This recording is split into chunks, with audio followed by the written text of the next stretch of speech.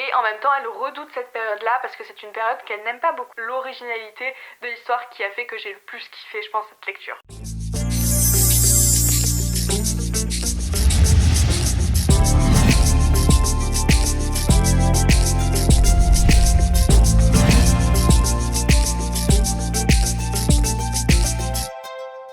Bonjour à tous et bienvenue sur la chaîne La Bouquinade. Aujourd'hui on se retrouve pour mes recommandations hivernales. Je fais au mieux avec cette lumière dégueulasse. Il fait nuit encore. Non, on est en pleine journée. Pour cette sélection hivernale, j'ai fait une pile moitié romance de Noël, moitié juste livres que je vous conseille de lire pendant la saison de l'hiver. On va commencer en premier par les livres pour la saison de l'hiver. En premier lieu, je vous conseille de lire parce que ça fait partie de mes relectures que je prends du plaisir à faire du coup pendant ce mois de novembre, et c'est évidemment La vie invisible d'Adi Larue. Donc c'est écrit par Viu Schwab et c'est publié aux éditions Lumen. Je sais que c'est un livre dont on entend énormément parler, qui a fait beaucoup parler de lui, etc.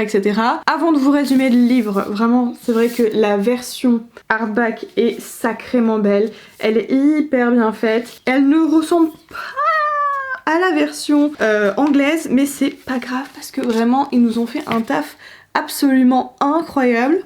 Et puis en fait après on a encore le visage de Adi avec ses fameuses taches de rousseur. Donc, voilà pour la petite présentation du beau bébé. Dans ce livre du coup on va suivre une jeune fille qui s'appelle Adi Larue, qui certes fait partie de notre époque mais pas que. C'est une jeune fille qui a traversé le temps. Elle n'a pas vraiment fait elle n'a pas fait du tout même de voyage temporel, mais c'est qu'elle nous vient du passé et qu'elle a juste une vie éternelle. Juste, pas vraiment ça, mais pendant une nuit de 1714, elle va conclure un pacte avec le diable, madame, puisqu'en fait elle était promise en mariage avec un autre homme, elle ne voulait absolument pas se marier, elle était avide de liberté et elle va décider de s'enfuir, et c'est à ce moment-là qu'elle va être complètement désespérée et elle va faire appel entre guillemets au diable, du moins c'est une entité qu'elle ne reconnaît pas comme le diable puisqu'elle ne le connaît pas, mais c'est lui qui va intervenir. Elle va demander à pouvoir être libre, et pour cela du coup il va lui donner une vie éternelle, mais il y a une contrepartie, c'est que personne ne se souvient de qui elle est, de son visage, de son prénom. Automatiquement, une fois que vous l'avez rencontrée, si vous lui tournez le dos, vous ne la reconnaissez plus, vous ne vous souvenez plus d'elle. Et donc elle va traverser les âges, les temps, les contrées, les pays comme ça, et elle va arriver à New York. Et c'est là-bas que pour la première fois de sa vie, un individu va enfin se rappeler de qui elle est. Donc ça démarre comme ça. J'aime beaucoup cette histoire et j'aime beaucoup comment nous est décrit du coup. Ça se passe au tout début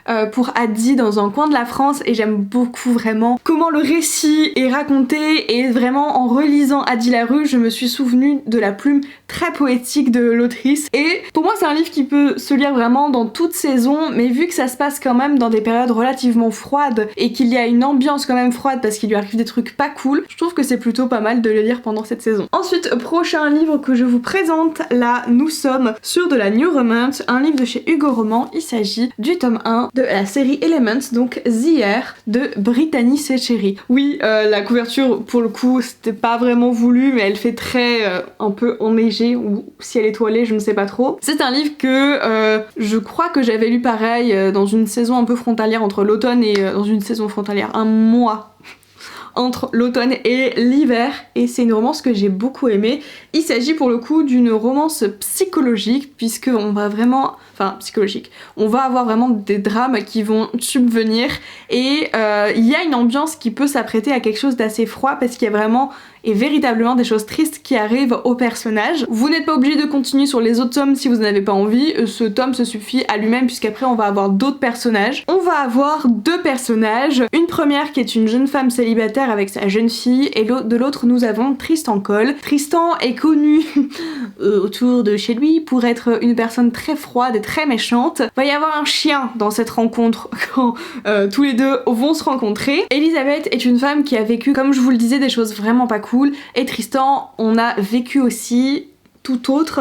Il est toujours dans une phase de deuil et il a en face de lui une jeune femme qui est vraiment avide de pouvoir s'affranchir de quelconque possession que les gens peuvent mettre sur elle. Enfin, comment dire, parce que c'est pas hyper clair ce que je raconte, mais je trouve que dans le caractère d'Elisabeth, c'est une femme qui est vraiment indépendante, voilà, c'est plutôt ça, et qui a du mal à laisser les gens l'aider, à vraiment rentrer dans sa vie et avoir comme une position de force sentimentalement parlant ou émotionnellement parlant. Et Tristan, lui, c'est quelqu'un de très frigide, mais pourtant ils vont trouver des points communs qui tous les deux voient bien que ça marche, ça s'imbrique et qu'ils ressentent quelque chose vis-à-vis l'un de l'autre, et pourtant ils ont toutes les deux ces barrières. Ça fait hyper cliché quand ça sonne comme ça, mais au début je m'étais lancée dans cette histoire en me disant ok, ça va être une romance bien chill, bien doudou et tout. Pas du tout. C'est vraiment une des lectures qui, en termes de new romance, m'a le plus marqué. J'ai effectivement pas encore continué sur la suite parce que j'avoue que l'histoire du premier tome est tellement belle que je n'ai pas encore réussi à aller voir autre chose dans cette saga, mais ça arrivera à un moment donné ou à un autre parce que pour le coup, la plume de Brittany Setcheri est vraiment assez exceptionnelle. Je vous le présente à toutes les sauces celui-ci, mais écoutez, il est vraiment cool. Il s'agit de Scottish Rhapsody de Delinda Dane, publié aux éditions Hugo Roman. Je sais qu'il y en a qui sont en train de rigoler parce que vraiment je le présente très souvent et faut être content, j'ai pas mis de pont de tempête cette fois-ci, ni A Forgery of Roses. J'en ai mis un autre. Pour le coup ici, on va être dans les Highlands avec la trope du mariage forcé, de la proximité forcée, un peu le Enemies to Lovers. On va avoir du coup Erin Wallace qui va hériter des dettes de son père. Toute sa famille vient d'Écosse, mais elle a grandi à Londres et elle a un peu oublié les traditions écossaises parce que du coup elle a toujours vécu à Londres pour le coup. C'est pas les dettes de son père, mais c'est les dettes de son grand-père. Elle revient en Écosse pour pouvoir faire l'enterrement de son grand-père et c'est là-bas qu'elle va faire connaissance de l'héritier du clan des Cameron, donc il s'appelle Lachlan. Il voit en elle une opportuniste, en gros une fille qui vient de sa région et qui a décidé d'aller chez l'ennemi. C'est vraiment très ancré dans les coutumes et ça va commencer comme ça avec une histoire de dette, de terre, etc. J'ai vraiment aimé parce que pour le coup, moi qui aime l'Écosse et les vieilles légendes et les vieilles histoires qui s'y passent, on reprend tout ça avec un côté très moderne et j'ai vraiment adoré. C'est comme ça que j'ai découvert Delinda Dane et c'est une autrice que je prends plaisir à suivre et j'ai hâte de voir ce qu'elle va continuer à nous proposer. Mais alors j'avoue que celui-ci, ça a été un très gros coup de cœur. Pourtant il paye pas de mine entre guillemets si on regarde vraiment mes goûts littéraires et pourtant j'ai vraiment passé un super moment de lecture. Alors je sais pas pourquoi je vous dis de le lire en hiver, mais j'ai envie de vous dire vous le lisez en hiver s'il vous plaît. Il s'agit du coup de Dr Jekyll et Mr Hyde, enfin l'étrange cas du Dr Jekyll et de Mr Hyde. Oui, donc là il y a d'autres récits, mais vraiment c'est juste pour le coup l'étrange cas du Dr Jekyll. Et donc c'est écrit par Robert Louis Stevenson. Je l'ai dans une édition qui se vendait fut un temps à Carrefour. Je pense pas que vous puissiez les retrouver, mais j'avoue que c'était plutôt cool de pouvoir les avoir dans un format. Je sais pas comment vous décrire la matière, c'est mi-caoutchouteux, mais on ne sait pas. Pour le coup, du coup, j'avais lu ce livre soit cette année, soit fin d'année dernière, et c'est l'un de mes classiques préférés. J'en lis très peu. J'en lis quand même un petit peu de temps en temps, et j'avais énormément aimé. C'est une histoire qui est hyper inspirante et qui pour le coup peut apporter plein de mise en lumière sur d'autres récits qu'on voit publiés aujourd'hui qui, j'ai l'impression, pas mal sont inspirés volontairement ou involontairement de cette histoire-là. On démarre cette histoire donc avec le docteur Jekyll qui est un docteur philanthrope et qui est assez passionné par sa double personnalité et qui a mis au point une drogue qui arrive à dédoublonner, faut dire ça comme ça, qui arrive à séparer son côté bon de son côté mauvais. Et c'est cette personnalité-là qui, nuit après nuit, prendra finalement le dessus et le transformera en ce terrible Mr Hyde. J'ai énormément aimé cette histoire, j'aime beaucoup aussi parce que ça peut mettre en lumière également, enfin ça m'a fait penser à certaines pathologies psychiatriques, à certains troubles mentaux et pour l'époque je trouve ça je trouve ça hyper audacieux et hyper innovant pour l'époque d'avoir pu raconter ça dans cette histoire. Je suppose qu'il y a d'autres textes, je ne les connais pas encore. Si vous en avez d'autres par contre à me conseiller de type classique, enfin qui ne sont pas de notre époque plutôt, parce que pas forcément classiques, mais qui relatent ce genre de choses ou qui peuvent faire comprendre à certains troubles mentaux, à certaines problématique psychiatrique qui soit comment dire, pas forcément comme avéré, mais ça nous fait penser à, n'hésitez pas à me le dire parce que franchement c'est une histoire que j'ai énormément aimée et comme je vous le disais, du coup il y a vraiment ce côté hyper sombre et hyper froid et en même temps en fait nous-mêmes en tant que lecteurs, au fur et à mesure des transformations qui se passent dans ce livre, on a envie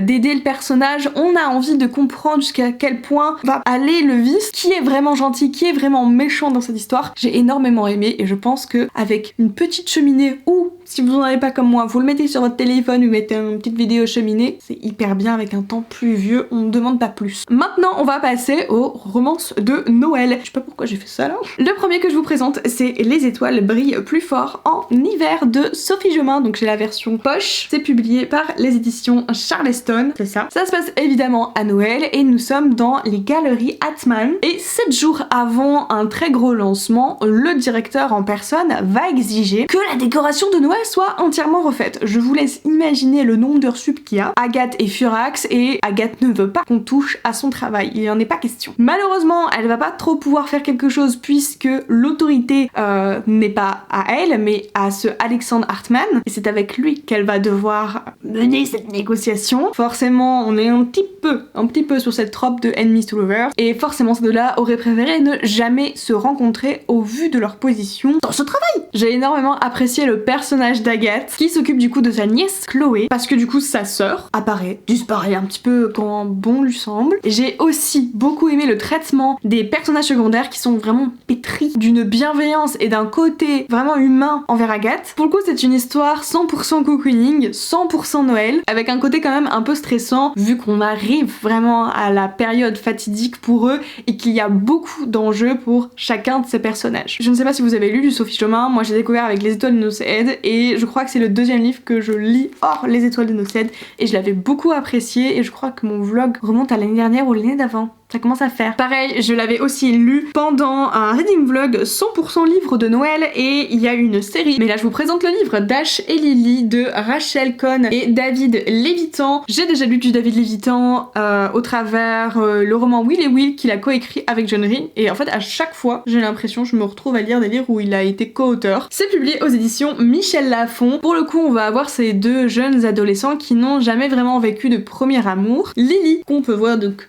ici, va être dans une librairie ou une bibliothèque, je ne sais plus exactement, et elle va en fait cacher des espèces d'indices dans un carnet et c'est Dash qui va répondre et tous les deux vont mener une enquête pour se découvrir mutuellement jusqu'à la fameuse rencontre. J'ai énormément aimé l'originalité de l'histoire, j'ai beaucoup aimé les personnages de Dash et Lily qui sont hauts en couleur. Au début Dash nous paraît un peu comme ennuyant etc et au fur et à mesure qu'on le découvre j'ai l'impression qu'il se révèle sous nos yeux, dans les pages. Et c'était vraiment un pur bonheur de lire cette histoire. Il y a un côté un peu jeunesse, donc faut pas vous attendre non plus à du truc trash, on est quand même sur une romance de Noël, mais j'avais beaucoup aimé cette histoire et vraiment je crois que c'est l'originalité de l'histoire qui a fait que j'ai le plus kiffé, je pense, cette lecture. Ensuite, je vous en ai parlé l'année dernière, mais j'avais lu pas mal de nouvelles de Noël, et donc si vous n'avez pas envie de vous engager sur des gros romans, mais que vous avez quand même envie de lire quelques romances de Noël pour rentrer dans l'ambiance, j'ai ce qu'il vous faut. Le premier que je vous présente, c'est comme ça que j'ai découvert Evie Estier, c'est Jusqu'à ce que la neige cesse de tomber. Donc vous pouvez les retrouver soit sur les sites des autrices ou bien ils sont là pour la plupart disponibles sur Amazon. Ici on va retrouver Maddox et Easton qui ne peuvent pas prendre leur vol puisqu'il y a une grosse tempête de neige et donc les avions sont complètement cloués au sol. Pour rejoindre leur famille à temps pour les fêtes de Noël, ils vont devoir covoiturer ensemble.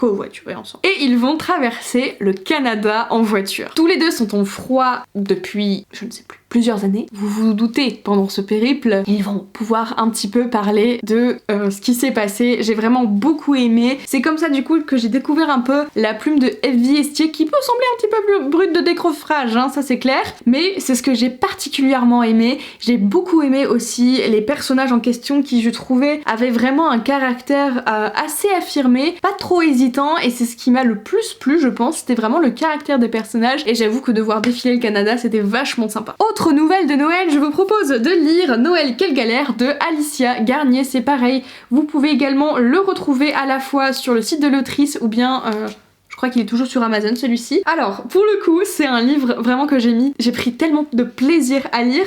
Donc avant on était sur une romance MM, là on est sur une romance MF. On a, j'allais dire Rolly, pas du tout, j'ai mélangé les deux. C'est Holly qui travaille chez Ricky Land, pardon. Elle adore son job, mais forcément chaque mois de décembre c'est une période compliquée pour tout le monde et très hard. Et en même temps elle redoute cette période-là parce que c'est une période qu'elle n'aime pas beaucoup. Et il y a une personne qui lui hérisse le poil, j'avoue que j'ai adoré. Tout est mal là. C'est Reed, c'est vraiment l'employé ennemi pour elle, c'est son concurrent principal, le seul même. Et pourtant, le destin va leur jouer des drôles de tours, surtout pendant un peu la soirée. Vous savez, on réunit tous les salariés pour, pas un pot de départ, mais pour Noël quoi. Et c'est vraiment à ce moment-là qu'ils vont se retrouver. J'ai adoré. Et mes parents étant salariés depuis toujours, il y a souvent eu dans les tafs où ils étaient des soirées vers la période de Noël où du coup il y avait toutes les familles de tout le monde qui étaient rassemblées, etc. Ça m'a clairement fait penser à ça. Là j'avoue que c'était beaucoup plus classe, mais vraiment j'ai adoré le personnage de Holly pour le coup. Mais vraiment c'est le genre de personnage que tu t'imagines à attendre devant un film de Noël. J'ai plus qu'aimé, c'était tellement bien. Et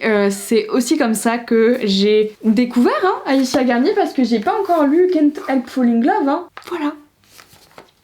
Ensuite, ça c'était le second livre que je lisais de Alison Germain, c'est Let Your Heart Be Light. Un accent. Alors celui-ci, je pense qu'il doit toujours être disponible sur Amazon. Je ne sais pas si en revanche il est disponible sur la boutique Etsy de Alison parce qu'elle n'avait pas encore de site d'auteur. Et je sais pas si elle en a regardez sur Amazon. Iris va enfin pouvoir retourner à la Renardière. C'est un chalet suisse où d'habitude elle se rendait avec sa famille pour passer les fêtes là-bas. Mais depuis un certain slow qu'elle a partagé avec son meilleur ami Achille, elle est un peu réticente à aller là-bas puisque lui aussi sera de la partie. C'est son meilleur ami, il y a eu comme un moment de flottement entre les deux. Elle est très amoureuse de Noël mais là elle vraiment freine des cas de fer et elle ne sait pas ce qui se passe dans la tête d'Achille. C'était très mignon.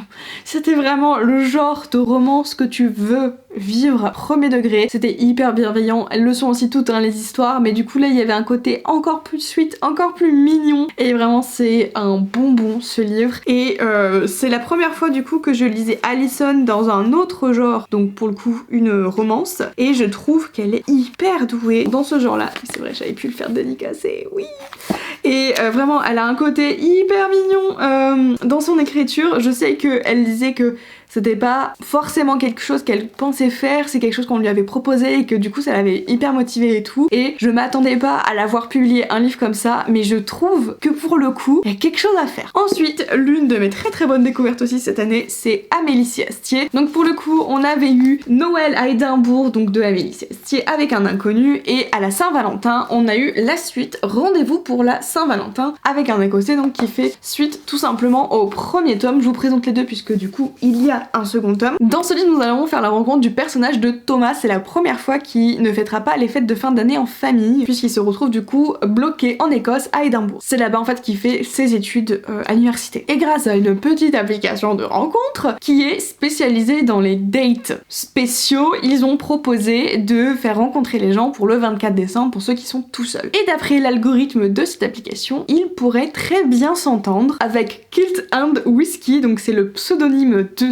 cet inconnu qu'il va rencontrer, et c'est comme ça que va démarrer cette histoire. Vous vous doutez bien, il y a le tome 2. Je ne sais pas si c'est forcément ma préférée parce que j'avoue que Noël quelle galère était vraiment pas mal, mais j'ai énormément aimé cette histoire, donc c'est comme ça que j'ai découvert Amélie Astier et que c'est comme ça que ça m'a donné envie de la suivre sur les réseaux, de voir ce qu'elle publiait, etc. Et j'ai énormément aimé ce couple, c'est vraiment c'est quand même l'un de mes préférés, donc c'est une romance MM, et peut-être peu parce que ça se passait en Écosse et que je rêve de l'Écosse, etc.